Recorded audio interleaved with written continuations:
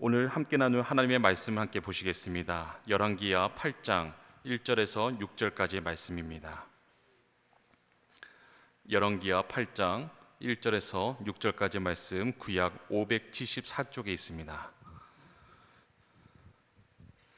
열왕기하 8장 1절에서 6절까지의 말씀 찾으셨으면 우리 한 절씩 교독하겠습니다. 제가 먼저 1절의 말씀을 읽겠습니다.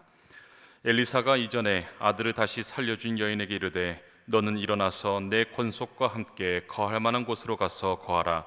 여호와께서 기근을 명하셨으니 그대로 이 땅에 7년 동안 임하리라.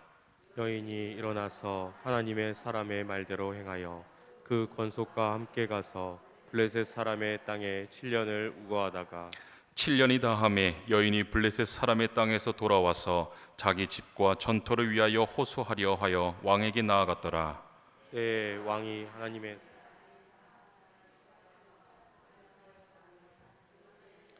모든 일 큰 일을 내게 구하라 하니 게하시가 곧 엘리사가 죽은 자를 다시 살린 일을 왕에게 이야기할 때에 그 다시 살린 아이의 어미가 자기 집과 전토를 위하여 왕에게 호소하는지라.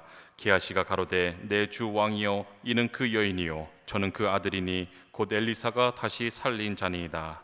왕이 그 여인에게 물으매 여인이 고한지라. 왕이 저를 위하여 한 관리를 임명하여 가로되 무릇 이 여인에게 속한 것과 이 땅에서 떠날 때부터 이제까지 그 밭의 소출을 다 돌려주라 하였더라. 아멘.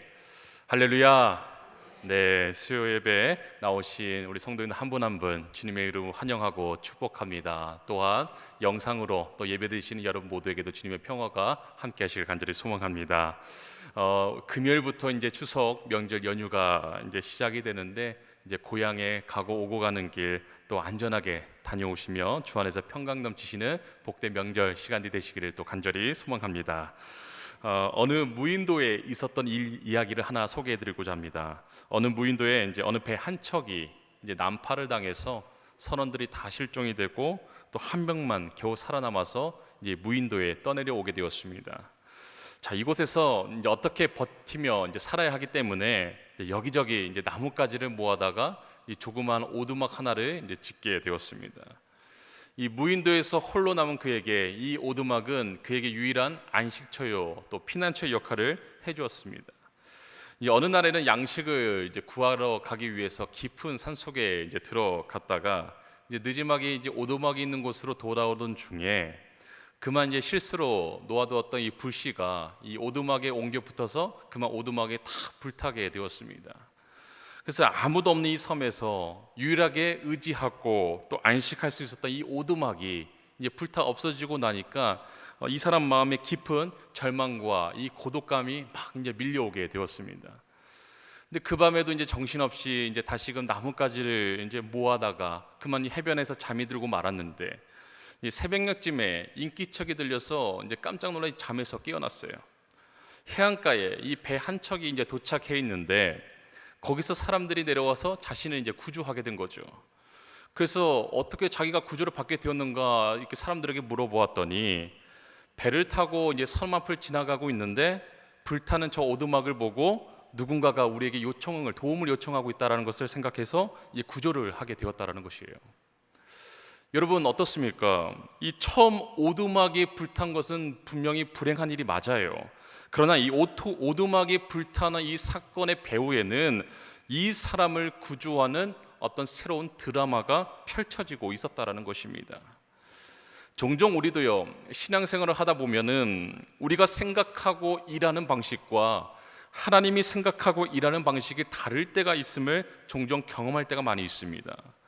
우리 생각에는 이렇게 가는 것이 최선이 아닐까 이렇게 생각을 하겠지만 사실 하나님께서 그런 우리의 생각을 뛰어넘으셔서 하나님의 그 섭리와 그 계획하심을 가지고 우리의 삶을 인도해 주는 그 경우가 더 많다라는 거예요. 그래서 겉으로 보기에는 굉장히 불행할 것 같은 그런 사건의 배후에서도 하나님께서 얼마든지 극적인 반전의 드라마를 계획하시고 우리의 삶을 인도해 주시는 분임을 우리가 고백하지 않을 수가 없다라는 말씀입니다. 오늘 우리가 함께 읽은 열왕기의 이 본문의 말씀에서도요 구약시대에 하나님의 은혜를 깊이 경험한 한 여인의 이야기가 나오고 있어요. 수넴이라고 하는 마을에 살고 있는 그 여인인데, 이 여인의 이름은 성경에는 알려지지 않고 또 다만 지역 이름과 함께 우리가 수넴 여인 이야기 이렇게 우리가 기억하고 있습니다. 이 당시에 활동했던 선지자가 어떤 선지자냐, 바로 엘리사 선지자예요. 이 엘리사 선지자는 요단강 저편을 주로 다니면서 갈멜산을 중심으로 활동 반경이 굉장히 넓은 그런 사역을 하고 있었습니다. 또한 엘리사 선지자는 왕의 조력자로서 책략을 펼치기도 하였고요, 또 많은 백성들을 위로하고 가르치는 그런 역할을 감당하고 있는 선지자였습니다. 이 엘리사 선지자가 갈멜산에서 수도였던 사마리아를 자주 오가는 그런 경우가 많았기에, 그러다 보니까 그 중간에 수넴 마을을 자주 지나가게 되었습니다.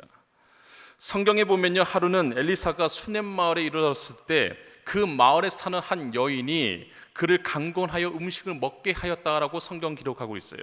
그 말씀이 이제 열왕기하 4장 8절의 말씀에 나오는데, 우리 열왕기하 4장 8절의 말씀을 같이 한번 읽어보겠습니다. 하루는 엘리사가 수넴에 이르렀더니 거기 한 귀한 여인이 저를 강권하여 음식을 먹게 한 고로 엘리사가 그곳을 지날 때마다 음식을 먹으러 그리로 들어갔더라. 자, 성경에서는 이 수넴에 사는 여인을 어떻게 표현하고 있습니까?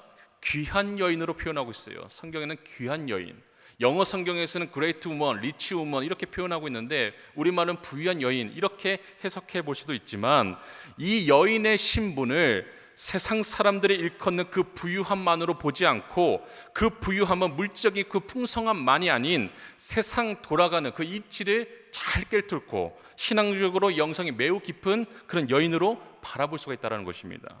수넴 여인은 이 갈멜산에서 사마리아를 오가는 이 엘리사 선지자의 행보를 늘 주목하고 있었던 것 같아요.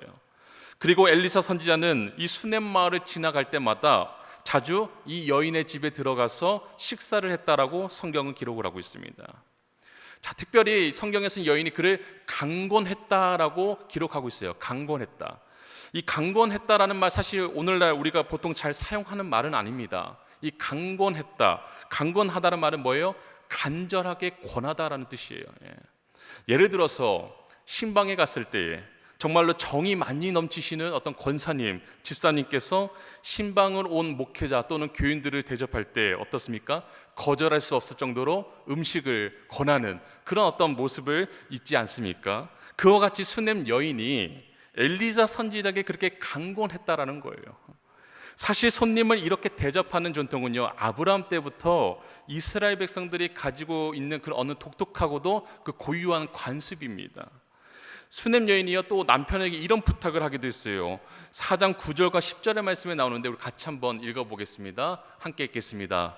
여인이 그 남편에게 이르되 항상 우리에게로 지나는 이 사람은 하나님의 거룩한 사람인 줄을 내가 아노니 우리가 저를 위하여 작은 방을 담 위에 짓고 침상과 책상과 의자와 촛대를 진설하사이다.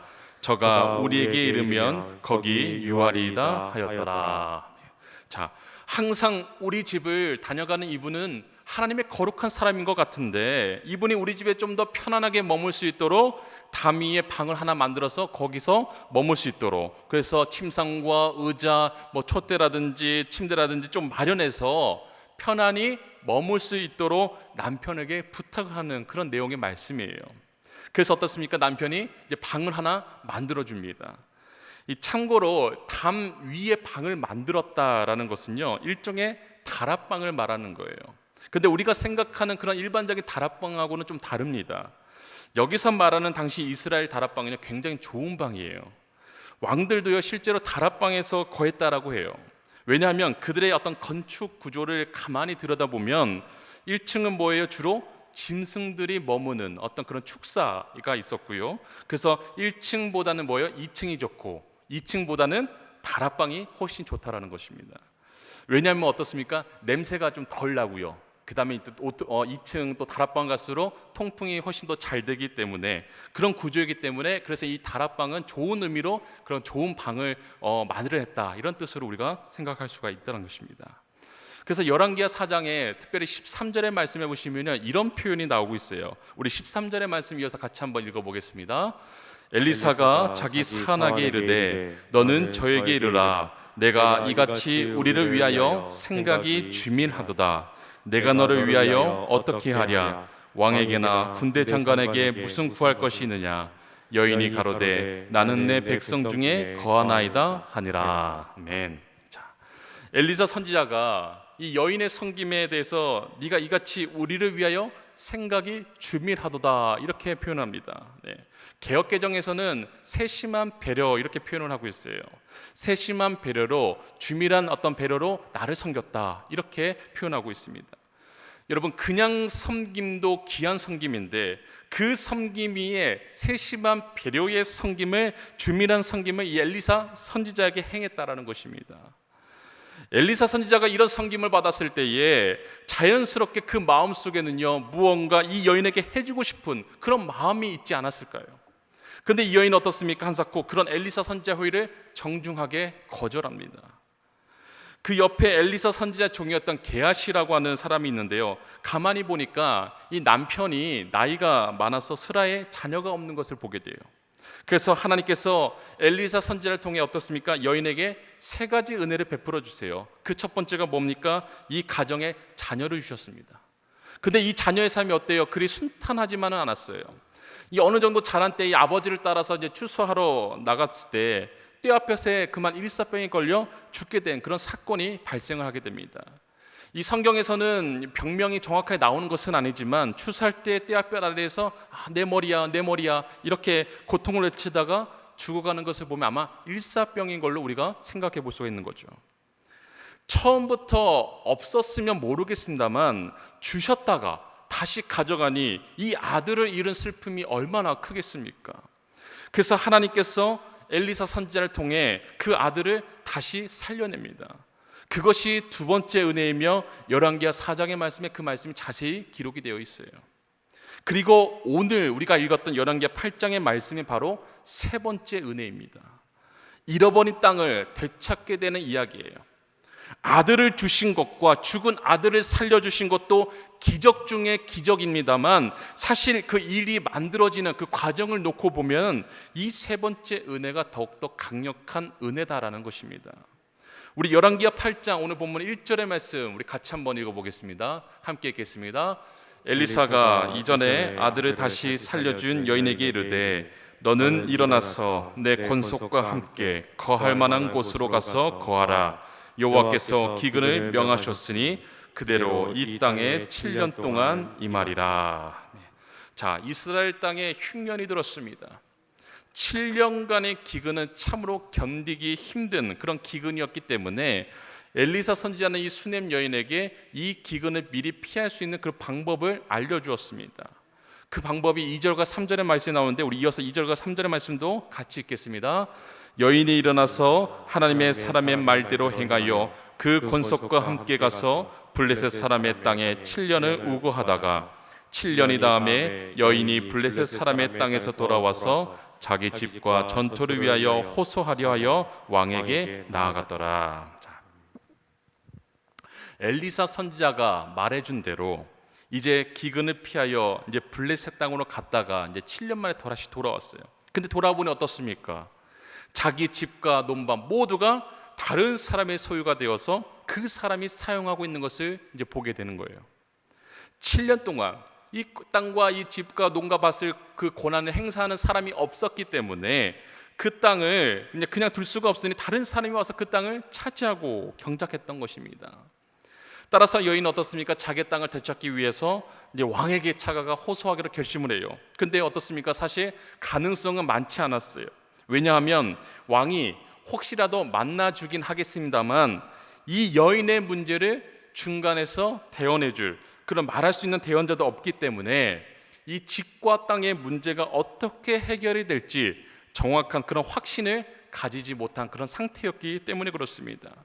바로 이때에 하나님께서 놀랍도록 예비하신 그 은혜가 있어요. 그 은혜가 4절과 5절의 말씀에 나오는데 우리 이어서 같이 한번 말씀 읽겠습니다.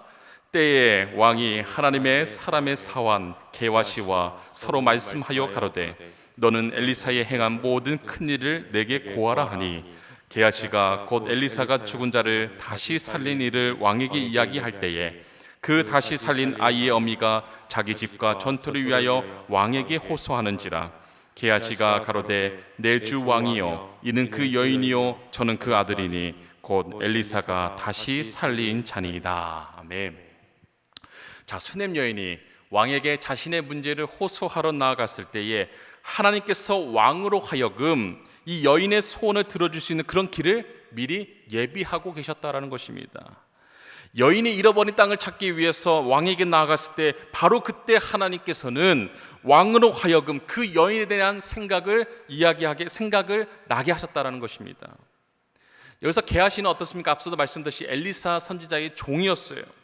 그 사람을 통해서 엘리사 선지자의 그 사역에 깊은 관심을 가지고 그가 했던 일들을 내게 들려달라. 자, 그냥 이야기를 듣는 정도가 아니라 정말 관심을 가지고 엘리사가 선지자가 했던 그 사역에 대해서 그 이야기를 했을 때 이 게하시가 얼마나 들뜨고 신나했겠습니까? 그런데 그 일들 가운데 가장 중요한 핵심은 뭐예요? 죽은 자를 살린 일이었어요. 그 일을 생생하게 증언하고 있는 바로 그때에 수넴 여인과 다시 살아난 아들이 이 왕 앞에 다시 나온 것입니다. 그래서 그 이야기를 하는 순간 6절의 말씀에 보시면 이런 상황이 있어요. 우리 6절의 말씀 같이 한번 읽겠습니다. 왕이 그 여인에게 물음에 여인이 고한지라. 왕이 저를 위하여 한 관리를 임명하여 가로되 무릇 이 여인에게 속한 것과 이 땅에서 떠날 때부터 이제까지 그 밭의 소출을 다 돌려주라 하였더라. 아멘. 자, 여인이 이 땅을 되찾은 것뿐만이 아니라 7년치에 해당하는 소출까지 다 돌려받게 되었다라고 성경 기록하고 있어요. 여러분, 저는 이것이 하나님이 일하는 방식이라고 믿습니다. 하나님께서 정확하게 모든 것을 예비하시고 그런 반전의 드라마를 써 내려가신다는 것을 우리가 이 말씀을 통해서 우리가 발견해 볼 수가 있다는 것입니다. 사랑하는 성도 여러분, 하나님은 살아계신 줄로 믿으시기를 바라겠습니다. 하나님은 정말로 살아계십니다. 그리고 하나님은 우리의 삶 가운데 오늘도 그런 기가 막힌 드라마들을, 삶들을 계획하시고 인도해 가시는데 그 속에서 가장 중요한 것이 무엇이냐? 바로 섬김이다라는 것입니다.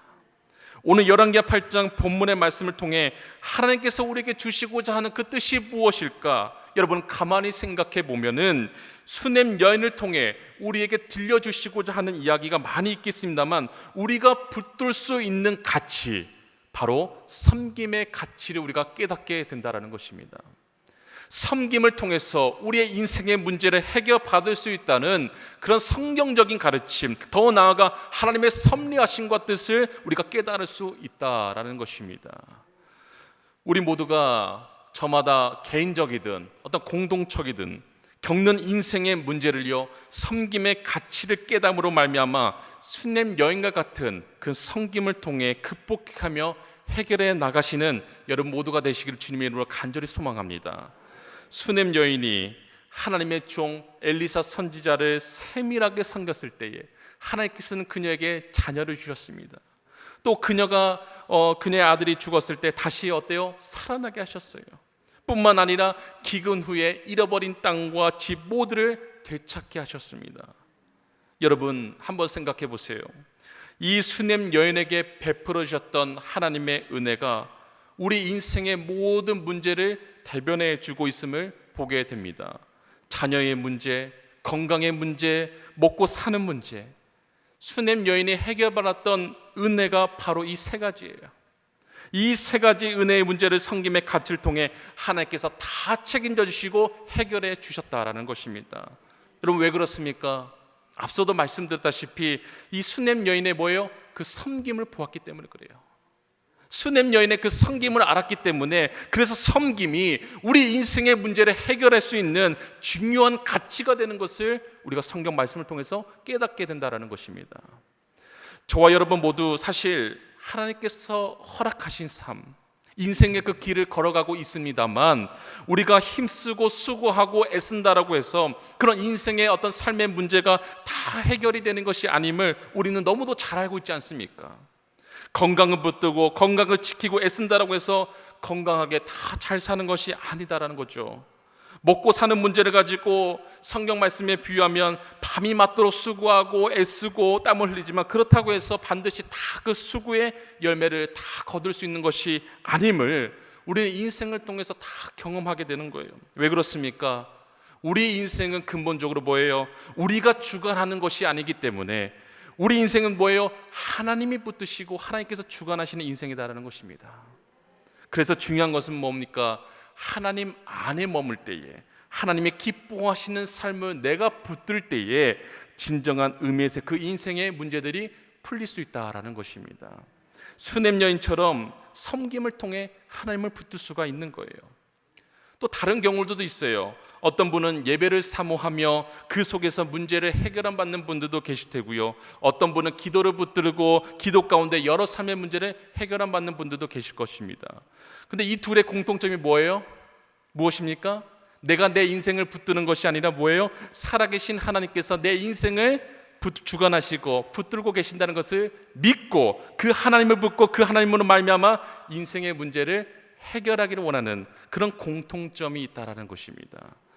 사랑하는 성도 여러분, 저와 여러분 모두가 믿음 안에서 살아갈 때에 인생을 붙들고 우리 스스로 문제를 해결하는 삶보다는 살아계신 하나님을 붙들고 우리 인생의 문제를 해결받을 수 있는 그런 은혜와 축복을 누리시는 여러분 모두가 되시기를 간절히 소망합니다. 수냄 여인의 그 섬김의 가치를 통해서요, 크게 두 가지만 적용해보고 말씀을 마무리하고자 합니다. 하나는 이 수냄 여인의 섬김을 가만히 들여다보면 이 섬김은 뭐예요? 바로 사람을 향한 섬김이었다라는 것입니다. 여러분, 하나님은 보이지 않습니다. 하나님은 영이시기 때문에 그래요. 그래서 우리는 보이는 사람을 섬김으로 하나님을 섬깁니다. 마치 수냄 여인이 엘리사 선지자를 섬기는 것을 통하여 하나님을 섬겼던 것처럼 보이는 사람을 섬기지 않고는 하나님을 섬길 수 없다는 것이 바로 성경적인 가르침입니다. 히브리서 6장 10절의 말씀에 보시면 이렇게 기록을 하고 있어요. 우리 같이 한번 읽겠습니다. 함께 읽겠습니다. 하나님이 불의치 아니하사 너희 행위와 그의 이름을 위하여 나타낸 사랑으로 이미 성도를 섬긴 것과 이제도 섬기는 것을 잊어버리지 아니하시니라. 아멘. 자, 이어서 에베소서 6장 6절과 7절의 말씀도 같이 한번 읽겠습니다. 눈가림만 하여 사람을 기쁘게 하는 자처럼 하지 말고 그리스도의 종들처럼 마음으로 하나님의 뜻을 행하여 단 마음으로 섬기기를 주께 하듯 하고 사람들에게 하듯 하지 말라. 아멘. 자, 우리가 사람을 섬기는데 사람들에게 하듯 하지 말고 주님을 섬기듯이 섬기라라는 말씀이에요. 그러면 뭐예요? 주님께서 그대로 갚아주시겠다 약속하시는 것입니다. 예수님께서도 마태복음 25장에 말씀하신 것처럼 지극히 작은 자를 섬기는 것이 뭐예요? 곧 내게 한 것이다, 이렇게 말씀하지 않으셨습니까? 그러므로 우리는 이렇게 생각해 보아야 할 것입니다. 오늘 나에게 있어 엘리사는 과연 누구인가? 내가 정말 섬기고 있는 사람은 어디에 있는가?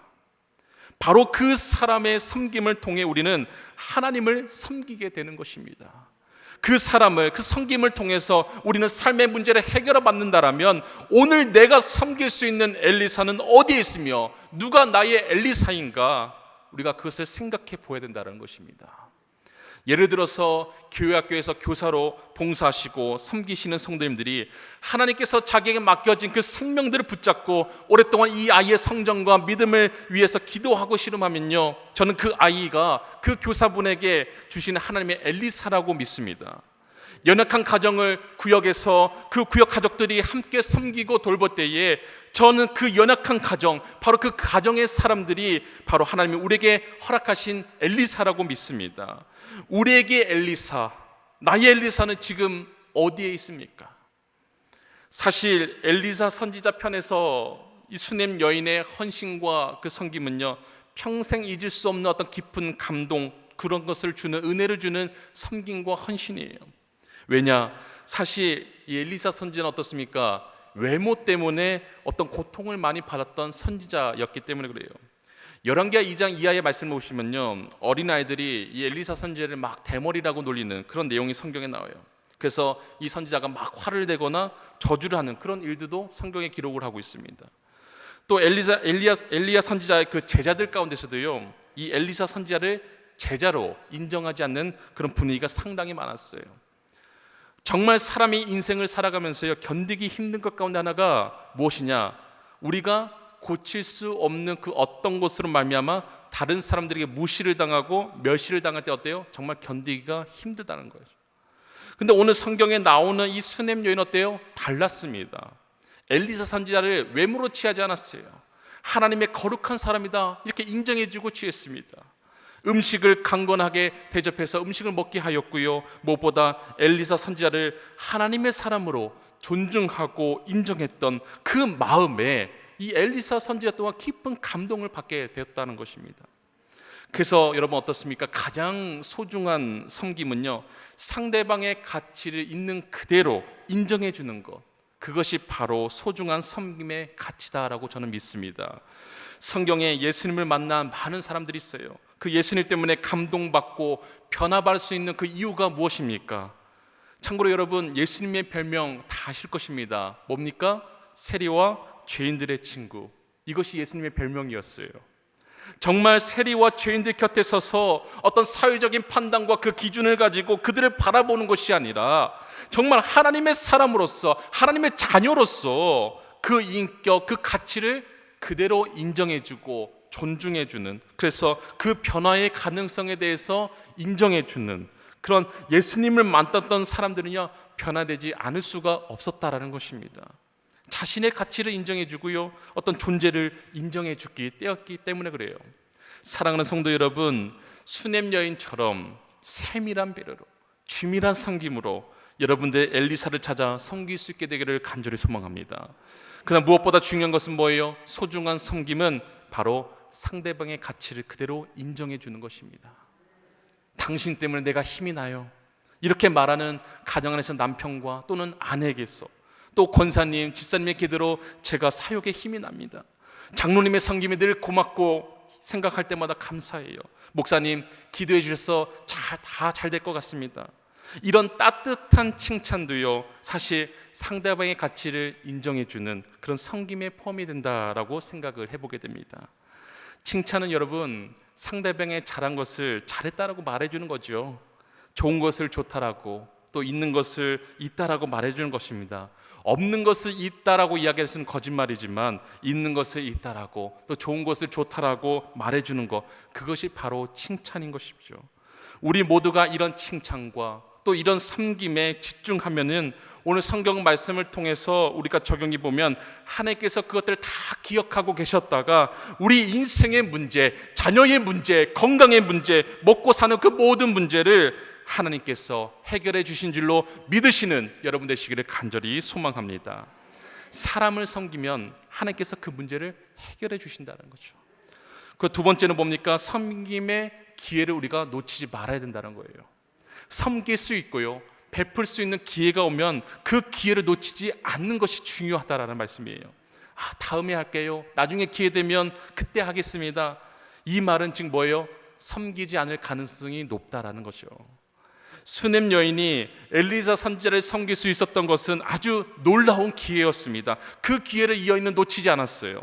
그래서 이 여인의 삶이 기적과 같은 삶의 연속이 되었던 것입니다. 엘리사 선지자 때문에 아들을 갖게 되었고요, 또 아들이 죽었을 때 그 엘리사 선지자 때문에 아들이 다시 살아난 그런 기적을 경험하고요, 또 엘리사 선지자를 섬겼기 때문에 7년의 기근을 피할 수가 있었고요, 또 기근 후에 빼앗겼던 땅과 집도 다시 되찾을 수 있는 그런 은혜를 경험하게 되었습니다. 그녀에게 있어서 이 섬김은 어떤 의미였을까요, 여러분? 우리가 그녀의 섬김을 통해 어떤 섬김의 가치를 우리가 깨달을 수 있겠습니까? 그것은 그녀의 섬김은 뭐예요? 하나님과 연결하는 축복의 통로였다는 것입니다. 섬김은 우리가 하나님과 연결할 수 있는 축복의 통로예요.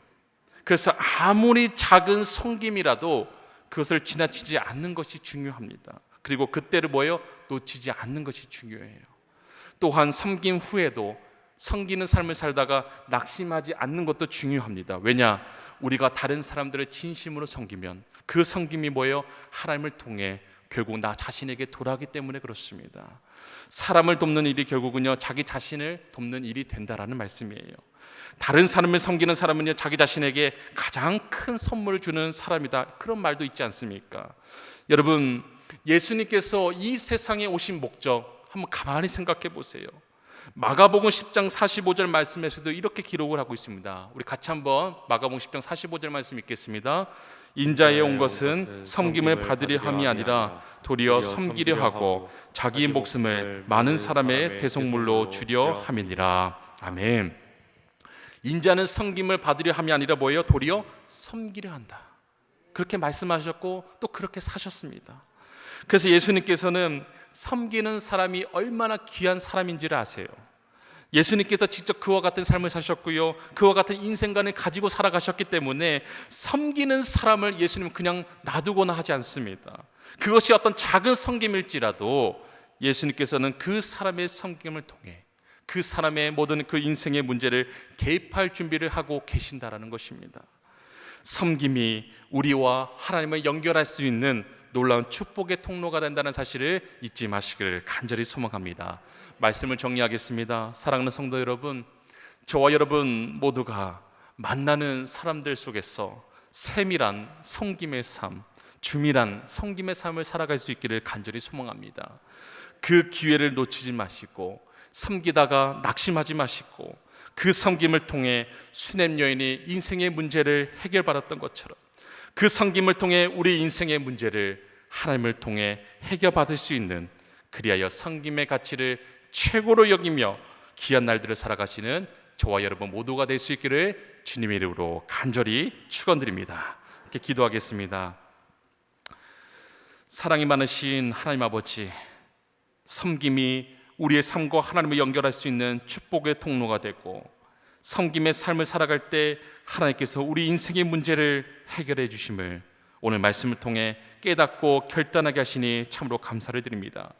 오늘 내가 섬겨야 될 엘리사는 어디에 있는지를 늘 돌아보게 하시고 섬김의 기회를 놓치지 아니하고 낙심하지 아니하고 그런 섬김의 삶을 살아가 섬김의 가치를 누리며 주님 주시는 복과 은혜를 풍성하게 누리며 살아가는 모든 주의 성도들 다 되게 하여 주시옵소서. 주님, 이제 고유의 명절 추석 명절을 맞이합니다. 모든 우리 주의 성도들 고향 가고 오고 가는 길 안전하게 지켜주시고 가족 간의 만나 그 모임을 통해 주님의 은혜와 사랑을 함께 나누며 주님께 영광 돌리는 복된 시간들 될 수 있도록 주여 인도하여 주시옵소서. 이 시간 주님께 귀한 예물을 올려드리는 손길들이 있습니다. 주님 기쁘게 받아 주옵시고 마음과 정성을 다해 드린 손길 위에 성경에 이르신 대로 크신 응답의 복 축복의 은혜로 채워주시고 인도하여 주시옵소서. 감사한 금으로 1,000번째로 주님께 올려드립니다. 주님 기쁘게 흠양하여 주시옵소서. 또한 물질 때문에 어려움 당하거나 고통 당하는 일이 없도록 주님 생업을 붙들어 주시고 온전한 회복의 은혜 채워주시는 풍성한 은혜로 주님 인도하여 주시옵소서. 감사드리며 우리 주 예수 그리스도의 이름으로 기도드립니다. 아멘.